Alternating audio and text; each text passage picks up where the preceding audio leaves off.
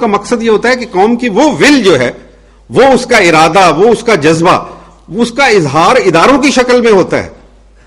کون سے ادارے؟ سب سے پہلے آپ کا آئین اور اس کا محافظ ایک صدر جو آئین کا پابند ہے، اس کے بعد آپ کی کابینہ اور وزیر اعظم، اس کے بعد آپ کی پارلیمنٹ، اس کے بعد آپ کی آزاد عدلیہ، پھر آزاد پریس اور پھر سول سوسائٹی. یہ چار حصار ہوتے ہیں سرد جنگ کے. یہ چار حصار، یہ چار دفاعی لائنیں جو ہیں یہ موجود ہوتے ہیں. لیکن وہ چار دفاعی لائنوں کو کیسے توڑا گیا؟ اس دور میں نہیں، اس سے پہلے بھی. جب ایمل کانسی کو پکڑ کے دے دیا گیا، جو رمزی یوسف کو پکڑ کے دے دیا گیا، تو پھر ملا ضعیف کو بھی تو پکڑ کے دینا ہی تھا نا کسی نے. پھر کس سے کسی کا کیا گلا؟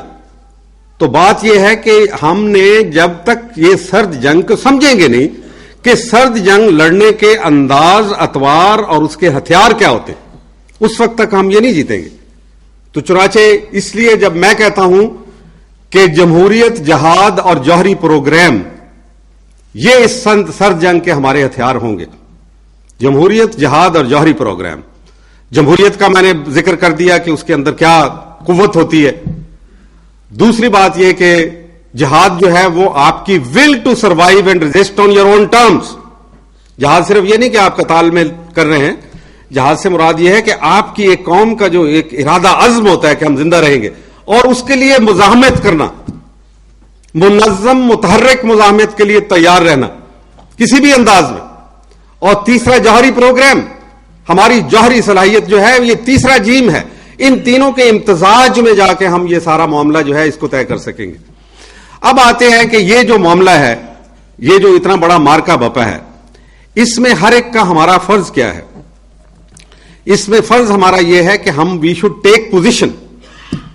ہم کسی ایک طرف ہوں، ہم نیوٹرل نہ ہوں. There is no such thing as neutrality is equal to rascality. Mushahid صاحب نوٹ کیجئے پلیز.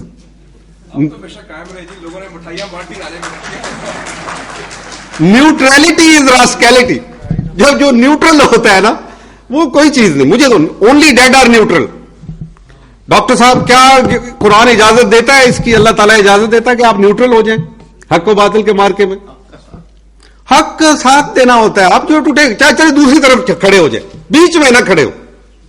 چاہے کھڑے ہیں بش کے ساتھی بن جائیں، شیرون کے ساتھی بن جائیں، واجپئی کے ساتھی بن جائیں، لیکن یہ کہ ہمیں پھر گول مول چکر مت دے. یہ جو آج کل ہمارا یہ سلسلہ شروع ہوا ہے نا کہ ہم نیوٹرل کر کے تھوڑا سا ادھر سے بھی بچا کے ادھر سے بھی بچا کے، درمیان کی بات نہیں. We have to take position now. اس مارکے میں سب سے اہم بات جو میرے آپ کے لیے وہ یہ ہے کہ we have to take position. اور پوزیشن ٹیکنگ بہت امپورٹنٹ ہے. جب ملا عمر کے پاس گیا یہ آخری دفعہ لوگ، اور انہوں نے کہا کہ یہ تمہارے حق میں بہت برا ہوگا، تمہارا یہ ہوگا وہ ہوگا، اس نے بڑی خوبصورت بات کی. اس نے کہا دیکھیں بات سنیں، ہمیں معلوم ہے کہ ہمیں تباہ کر دیں گے، اور آپ اتنے بہت فکر مند نظر آتے ہیں ہمارے لیے، تو میں نہیں جانتا کہ میری حکومت چلی جائے گی جس کے لیے آپ ایڑی چوٹی کا زور لگاتے ہو. میں جانتا ہوں کہ میں دربدر ہو جاؤں، میرے بچے جو ہیں تباہ ہو جائیں گے، میرا ملک ریزہ ریزہ ہو جائے گا. لیکن یہ جو بدماشی ہم دیکھ رہے ہیں اس کے اوپر کسی نے تو کھڑے ہونا ہے. اور میں نے فیصلہ کیا ہے کہ یہ اللہ رسول کا حکم مانوں یا میں تمہارا حکم مانوں، میں اس کے حکم کے اوپر کھڑا ہو رہا ہوں. تو کیا پھر شکست دے دی اس کو شکست؟ یہ مار کے کبھی جیتے نہیں جاتے، نہ وہ ہارے گا نہ یہ جیتیں گے. اور جب ایک اسٹیبلش پاور، اتنی بڑی پاور، اب کل ہی کی بات ہے، مشاہد صاحب نے بھی اس کا ذکر کیا، نیٹو کو بڑھائیں. اور سیکرٹری جنرل نیٹو کا جو پیغام تھا وہ بڑا دلچسپ تھا. اس نے کہا کہ اگر افغانستان میں ہم ہار گئے تو ہم کہیں کے نہیں رہیں گے. اور افغانستان میں ہارنا کیا ہے کہ طالبان واپس آ رہے ہیں. یہ ان کا پیغام ہے کہ طالبان واپس آ رہے ہیں. Is it that not what they saying? جو آپ کی کونسل ہے وہ بھی کہہ رہی ہے، وہ ڈینس ککس والی، وہ بھی یہی کہہ رہے ہیں کہ یہ تو طالبان واپس آ رہے ہیں. وہ نہیں ہارے، انہیں شکست نہیں ہوئی. یہ شکست کے پیمانے ان کے، شکست اور فتح کے اور ہیں، ہمارے اور. یہ نہیں ہاری جا سکتی جنگ سواری اس کا، کیونکہ امریکہ کی جو انہوں نے حملہ کیا اس کی کوئی اخلاقی بنیاد ہی نہیں ہے. اور یہ نیبراسکا سب مرین کے ساتھ، پولیرس سب مرین کے ساتھ اور ٹاماہاک میزائلز کے ساتھ جیتی والی جنگ نہیں، ہائی آلٹیٹیوڈ بمبر سے نہیں جیتی جائے گی. یہ کلیش آف ولز ہے. مقابلہ جو ہے اس کے اندر ولز کا ٹکراؤ ہے. کیونکہ وہ تو استعمال ہی نہیں کر سکتے. کہاں اپنے کس کے خلاف کریں گے؟ इनको जब अब मैं तो इनके लिए एक और बड़ी मुश्किल देख रहा हूं कि जब हर कॉन्फ्लिक्ट जो है जब अपने आखिरी दौर में दाखिल होता है तो फिर मेज के ऊपर उसका फैसला होता है, लेकिन इन्होंने अपने आप को इतना फंसा लिया है कि जब ये चाहेंगे कि हम मामला करें ये सो कॉल्ड अलकायदा के साथ, तो किसके साथ बात करेंगे? कौन मिलेगा इनको जो मेज के ऊपर आके इनके साथ बैठ के बात करेगा? इनके पास तो वो कोई एंटिटी मौजूद ही नहीं है, इनके सामने कोई एंटिटी मौजूद ही नहीं है जिससे बात करें। फर्ज किया कि ये कल कहते हैं कि हमें बात करनी है अलकायदा वालों के साथ, कर सकेंगे? क्योंकि वहां कोई हुकूमत नहीं, कोई मुल्क नहीं, कोई चीज नहीं। इतना अनइक्वल मुकाबला और इतना दिलचस्प मुकाबला कभी तारीख में नहीं हुआ कि जिनके साथ लड़ रहे हैं उनका निशान पता भी नहीं है, उनकी शक्लें भी मालूम नहीं है, उनकी आवाजों की भी पहचान नहीं है, थोड़ा बहुत कहीं कहीं कुछ इशारे मिलते हैं। इतना बड़ा इबाम, और आप अंदर से टूट फूट रहे हैं, उंगलियां उठ रही हैं, बहुत सारे हंगामे हो रहे हैं, दुनिया सारी के अंदर शोर मचा हुआ है। तो चुनाचे अलकायदा क्या है? अलकायदा तो एक फ्रेंचाइज है। हर वो शख्स जो मुजाहमत करने का इरादा रखता है, आप उसके ऊपर लेबल चिपकाएंगे कि ये अलकायदा है।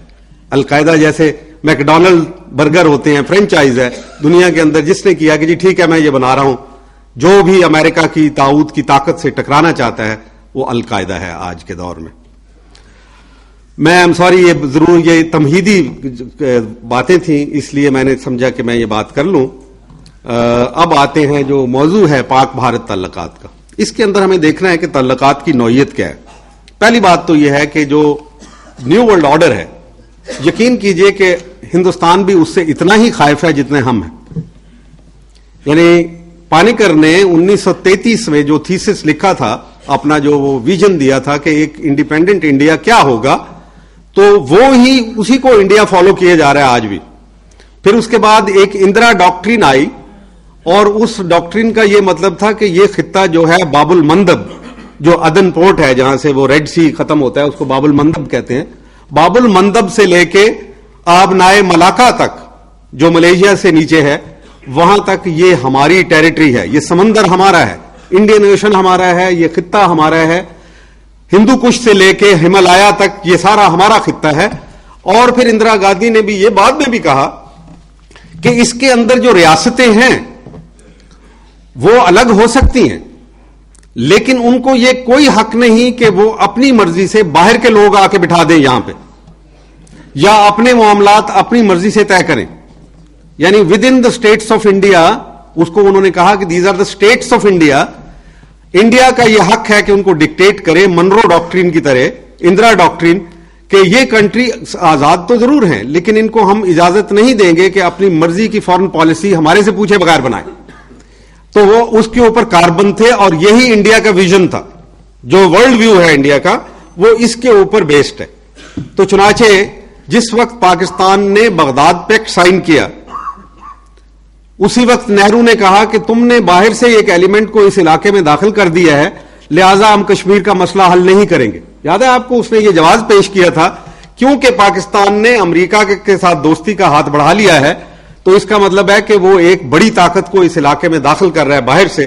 अब हम इसको ये मानेंगे नहीं, इसके साथ मामला नहीं करेंगे। ये बुनियाद बना नेहरू के इनकार से, कि इनकार की कि हम